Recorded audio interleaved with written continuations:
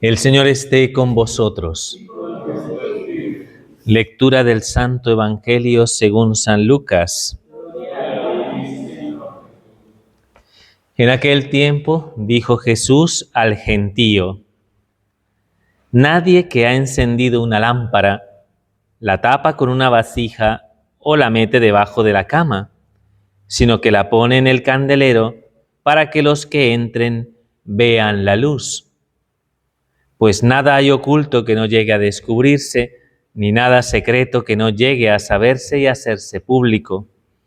Mirad, pues, cómo oís, pues al que tiene se le dará, y al que no tiene se le quitará hasta lo que cree tener. Palabra del Señor. Gloria a ti, Señor. ¿Os gusta la historia? Muy bien, porque hoy nos toca hacer historia. Terminamos la lectura la semana anterior de la primera carta del apóstol San Pablo a Timoteo, y la liturgia de la Iglesia nos presenta en el inicio de esta semana la lectura del libro de Esdras, ¿de acuerdo? Que sería un texto del Antiguo Testamento. Esdras, ¿no?, se sitúa dentro de un escenario muy específico de la historia del pueblo de Israel, que es el regreso de los israelitas del destierro, para que se manifieste de esa manera el cumplimiento de una promesa, que es la promesa de restauración que Dios ofrece a sus hijos, que durante el destierro suplicaban con lágrimas en sus ojos para que el Señor tuviera misericordia y compasión de sus siervos. Cuando tiene lugar de algún modo el inicio de todas las profecías mesiánicas que hacen alarde, ¿no?, de la venida de un Mesías, de un Salvador, pues todo ese contexto profético va de algún modo a acompañar pues esta situación tan peculiar de cómo los israelitas van a alcanzar el favor de Ciro el persa, ¿de acuerdo? O sea, de los persas, para de esa manera volver a restaurar su situación, ¿no?, a pesar de que de alguna manera pues seguían siendo subyugados por un imperio, ¿no? ¿De acuerdo? Entonces, para poder comprender todo esto y hacer esa lectura teológica de los acontecimientos, pues tenemos que situarnos, ¿de acuerdo? Bueno, tenemos que ubicarnos dentro de la situación de la historia de Israel, siglo VI a.C., los israelitas, sobre todo el territorio de Leví, el territorio de Benjamín, o sea, los de Judá, pues todos los que de algún modo se situaban alrededor de Jerusalén, pues empezaron de algún modo a obrar la iniquidad, apartándose de los mandamientos del Señor, ¿de acuerdo? Eso hizo que el pueblo se debilitara como pueblo, porque cuando de algún modo reina la injusticia social y la impiedad, cuando la idolatría, ¿no?, de algún modo está presente en la sociedad se debilita, por si alguien lo pilla. ¿Lo han pillado? ¿Que lo he hecho a propósito? O sea, si de alguna manera la idolatría crece la sociedad se debilita. Y de esa manera, pues viene, ¿no?, un pueblo debilitado en un ámbito de contienda, pues evidentemente viene un imperio, que es el imperio babilónico, ¿de acuerdo?, con Nabucodonosor, rey de Babilonia, a la cabeza, ¿no?, de este gran ejército, y terminan sitiando, conquistando y destruyendo la ciudad de Jerusalén. De hecho, los babilónicos tenían una política de conquista, ¿de acuerdo? ¿Qué hay que hacer? Arrasar.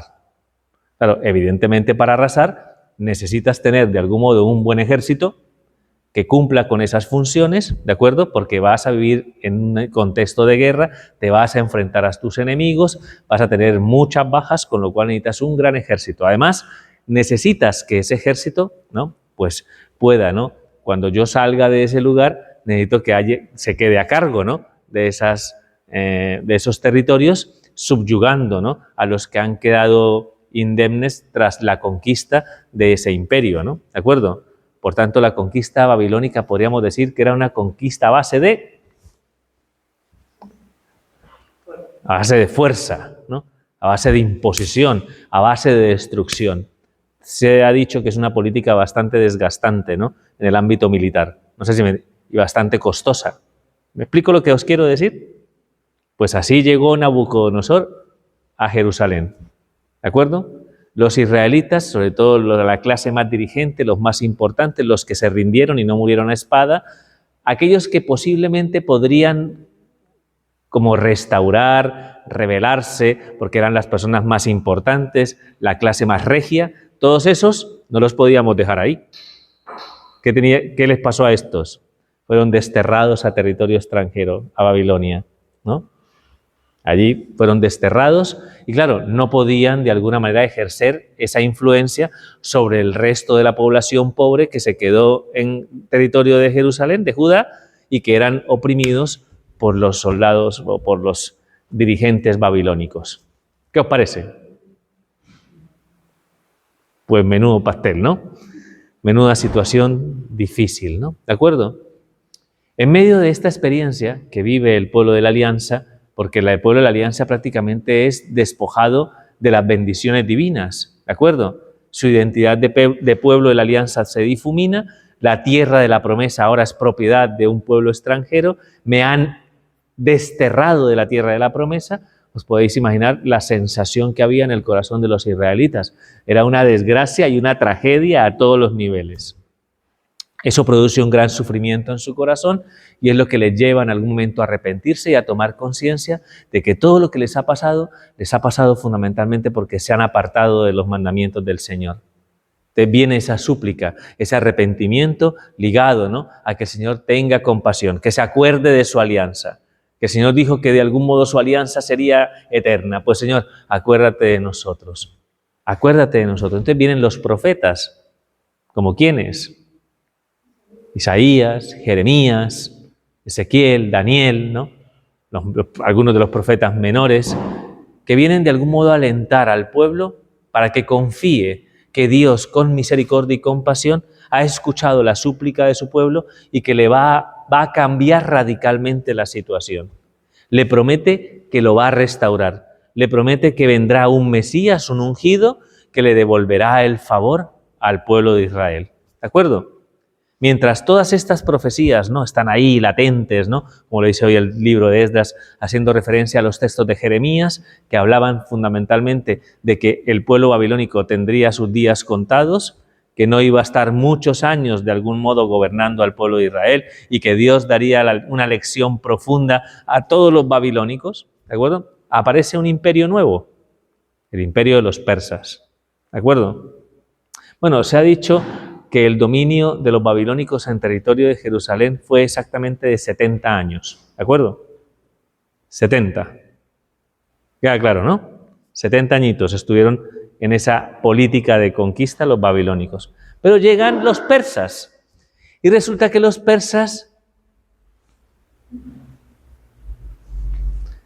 eran bastante inteligentes, ¿de acuerdo?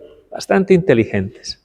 Ciro, concretamente, el gran general persa, tenía una forma distinta de entender la dimensión de la conquista, ¿de acuerdo?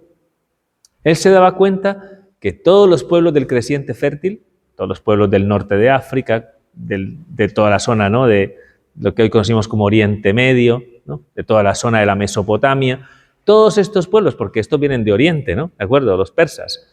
Entonces, se da cuenta que hay una característica común en todos esos pueblos. ¿Adivinad cuál es? Eran pueblos religiosos, ¿de acuerdo? Pueblos que de algún modo dependían mucho del sentir religioso que tenían, ¿de acuerdo? Concretamente, el pueblo más poderoso en aquel momento es el pueblo babilónico, y Ciro estudia muy bien el panorama que hay a su alrededor.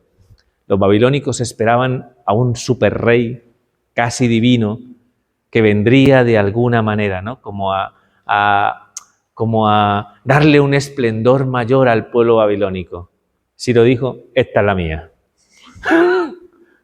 Ellos esperaban a un dios, a Marduk, que debía de alguna manera venir a regir al pueblo babilónico. Ciro se presenta en las puertas de Babilonia como Marduk, con su ejército. ¿Y qué hacen los babilónicos? Estos fortudos que de alguna manera solamente sabían guerrear y pelear, se dan cuenta que dentro de la dimensión religiosa de su vida les están abriendo el camino para encontrarse con su Dios. ¿Qué hacen? Le abren las puertas de Babilonia a Ciro. Y Ciro conquista Babilonia sin derramar una sola gota de sangre.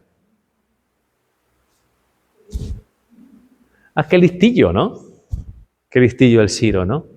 Que haga depender su política de conquista de tener en cuenta la dimensión religiosa de estos pueblos, y mientras yo tenga estos pueblos atajados a través de su dimensión religiosa, entonces los voy a poder gobernar sin tanto desgaste, sin tanto movimiento de ejército, sin tanto gasto. ¿Qué os parece, Ciro? Es un poco listo, ¿no? E inteligente. ¿De acuerdo?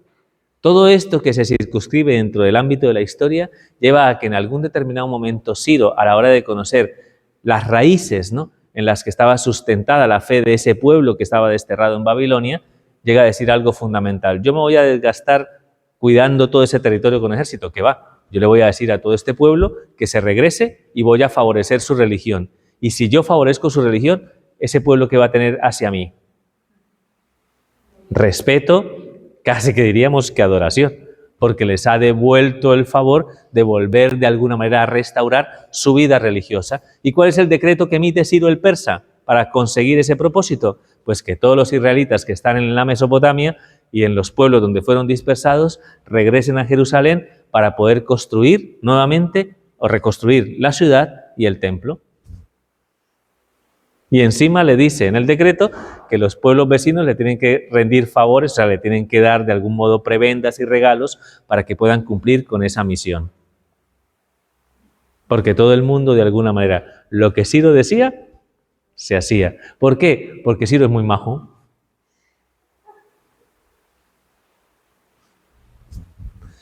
¿Cuánto tiempo duraron los babilónicos en territorio de Israel? 70. ¿Cuánto duraron los persas gobernando el territorio de Israel? Desde el siglo VI hasta el siglo IV, hasta la incursión de los helénicos, ¿no? Hasta la intrusión de Alejandro Magno, que viene al poder en el año 330. Casi 2 siglos. 2 siglos. Los persas ejercieron el dominio de esa manera. ¿De acuerdo? ¿Y cómo lee teológicamente el pueblo de la alianza? Que aquí es donde entramos con Esdras. ¿Qué es lo que está reconociendo Esdras? Que en medio de todas estas situaciones, en medio de todas estas decisiones políticas, en medio de todo lo que es este, ¿no?, escenario global, ¿no?, en el que se va desarrollando, ¿no?, la historia de su tiempo, parece que Dios está cumpliendo su voluntad, aquella que anunciaron los profetas, porque de hecho Isaías le dice a Ciro el ungido. A la primera persona que se llama Mesías en la palabra de Dios es a Ciro el persa. Curiosamente, ¿no? Entonces, parece que el pueblo de Israel hace una lectura de estos acontecimientos en clave teológico.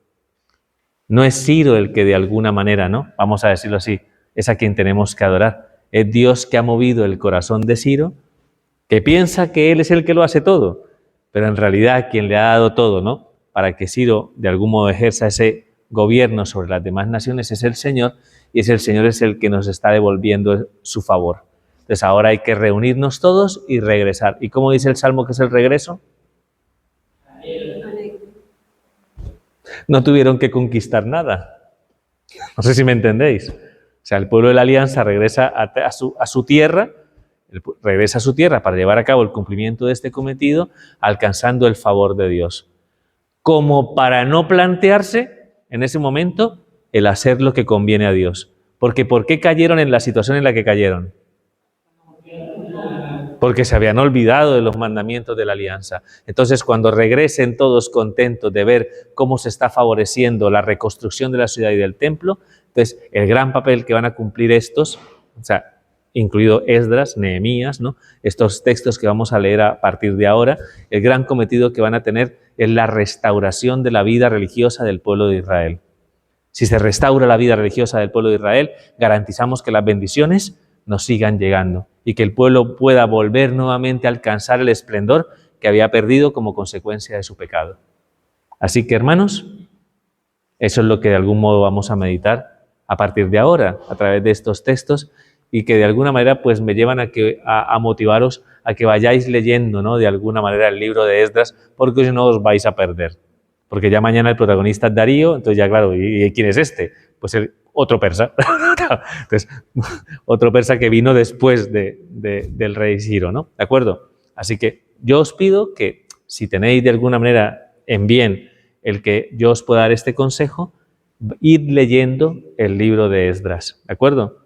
para que seáis conscientes de cómo el Señor nos permite hacer una lectura teológica de los acontecimientos. ¿Creéis que por encima de todas las situaciones que hay en el mundo, juzgadas por nosotros como buenas, juzgadas por nosotros como malas, situaciones que nos favorecen, situaciones que nos purifican, creéis que por encima de todo eso está Dios y que si Dios lo permite por algo?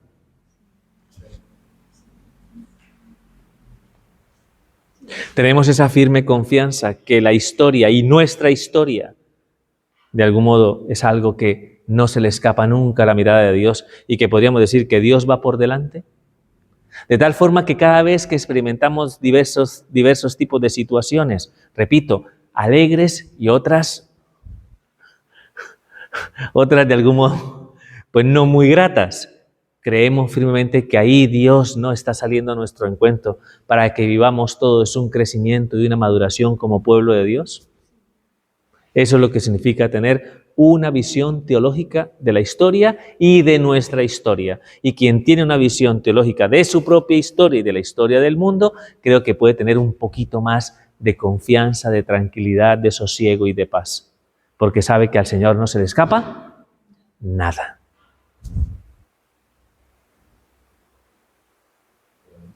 Así que os vais a ir hoy tranquilos a casa, ¿de acuerdo? Confiando en que Dios va por delante. Y cualquier inquietud, cualquier circunstancia que os robe la paz, yo os pido con el corazón que la pongáis hoy aquí a los pies del Señor en el altar y le digáis: Señor, permíteme tener esa visión de las cosas, de no olvidarme nunca que tú estás conmigo y que aunque sean de alguna manera los caminos oscuros y los días aciagos, tú eres mi pastor y mientras mi pastor esté conmigo, dice el Salmo, nada me faltará. Entonces eso como que da, ¿no? Mucha tranquilidad. Pero como de alguna manera pensemos que todo depende de nosotros, estamos ahí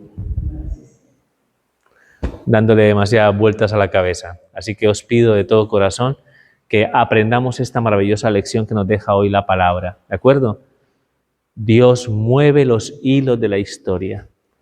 No se le escapa nada de lo que acontece a nuestro alrededor, por dramáticos que sean los acontecimientos, ¿de acuerdo? Siempre habrá una razón de ser, oculta muchas veces a nuestra forma de entender la realidad, a nuestra sabiduría que es pequeña, que es pobre. Confiemos en la sabiduría de Dios.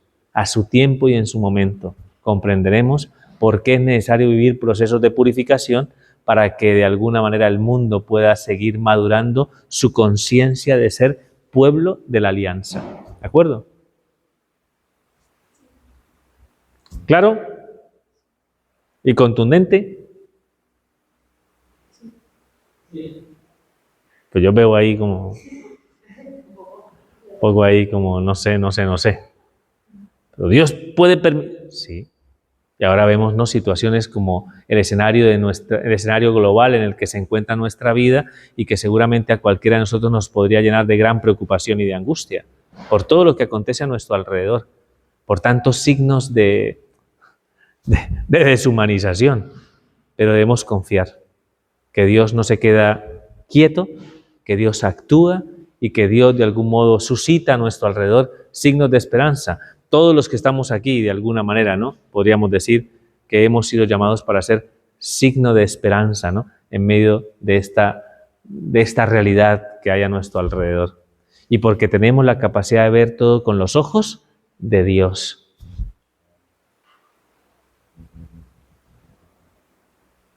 Yo esperaba como los 300, y vamos para adelante, ¿no? Vamos para adelante, ¿no?, sin dejarnos arredrar, sin dejarnos atemorizar, sin llenarnos de pesimismo, sabiendo que el Señor cumple sus promesas y Él nos ha prometido redimir, ¿no?, a este mundo.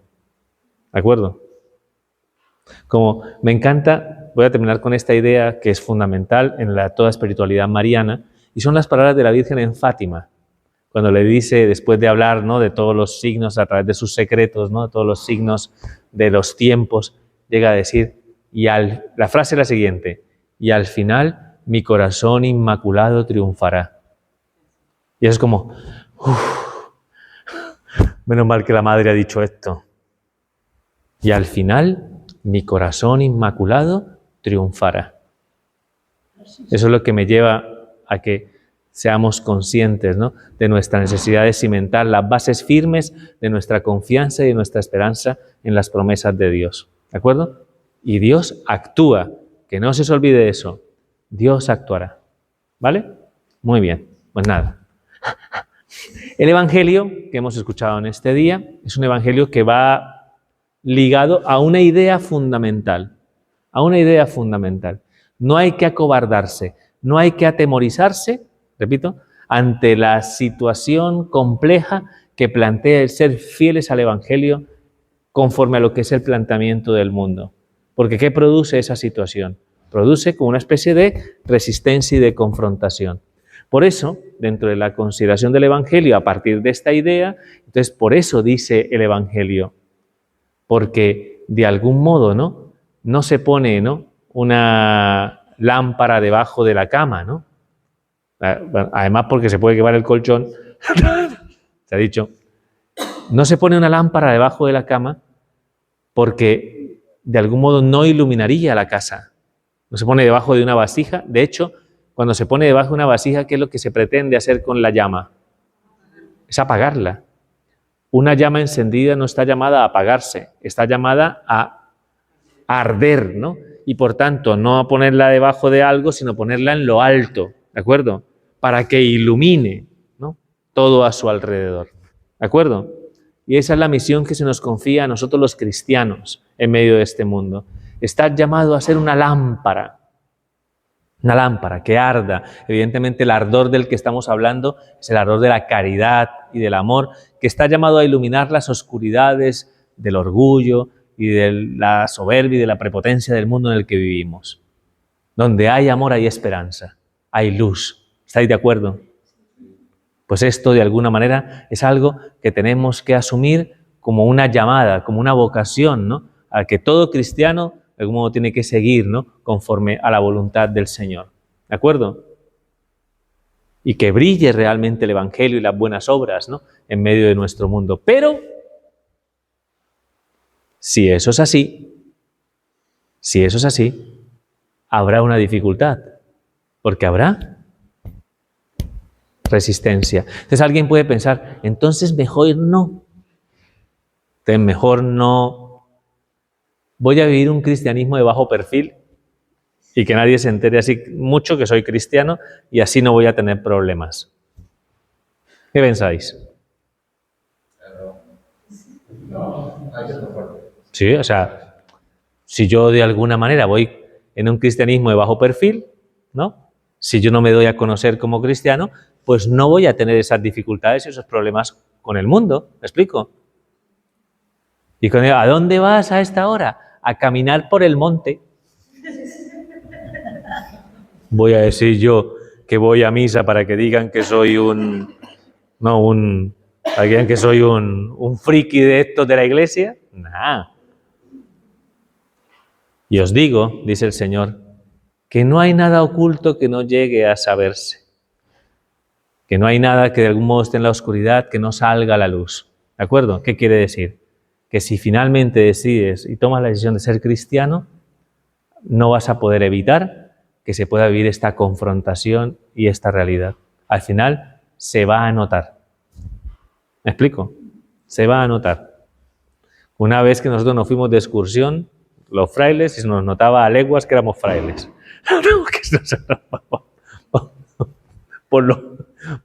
Porque somos muy catetos, ¿no?, para que me entendáis, ¿no?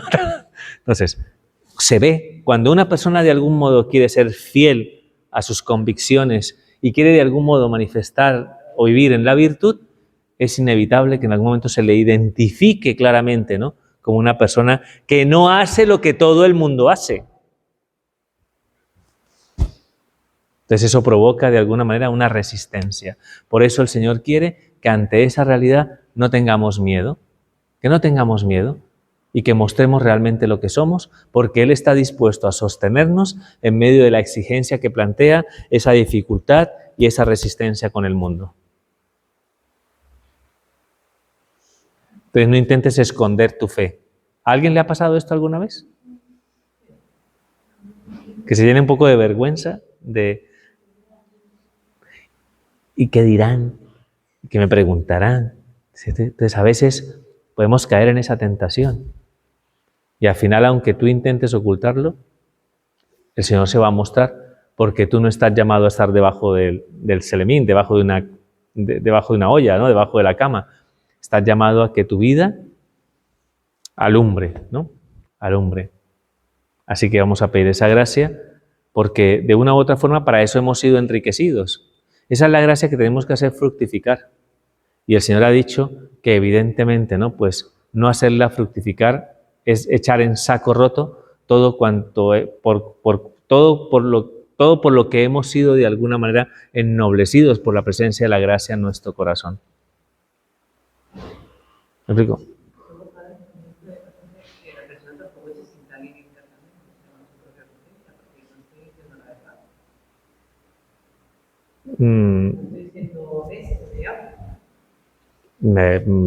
Es lo que estamos diciendo, ¿de acuerdo? Así que vamos a pedir la gracia, ¿no? De que en algún momento, ¿no? Pues todos seamos conscientes de esa llamada y que no experimentemos ningún tipo de temor, ¿de acuerdo? Que el Señor saque a la luz lo que somos, ¿me explico? Y que no tengamos miedo de decir de algún modo en lo que creemos y lo que sostiene fundamentalmente nuestra vida, ¿de acuerdo? ¿Queda claro? Esa es la riqueza que tenemos. Y si no la hacemos fructificar, ¿qué pasa? Que se pierde. Se pierde eso. Eso que tú creías tener, ¿no? De fe, todo se difumina. Como os he dicho, puede caer en saco roto todo lo que hemos recibido si de alguna manera nos arredramos y nos atemorizamos ante la exigencia que plantea el dar testimonio del Evangelio en medio de este mundo. Así que toda esa riqueza de gracia hay que hacerla brillar, ¿no? Y hacerla fructificar, no para nuestra vanidad, ni para nuestro orgullo, ni para nuestra vanagloria, sino para que Dios sea glorificado en todo. ¿De acuerdo? ¿Queda claro? Pues muy bien. ¿Ya está? Continuamos la celebración de la Eucaristía. Gloria al Padre, al Hijo y al Espíritu Santo.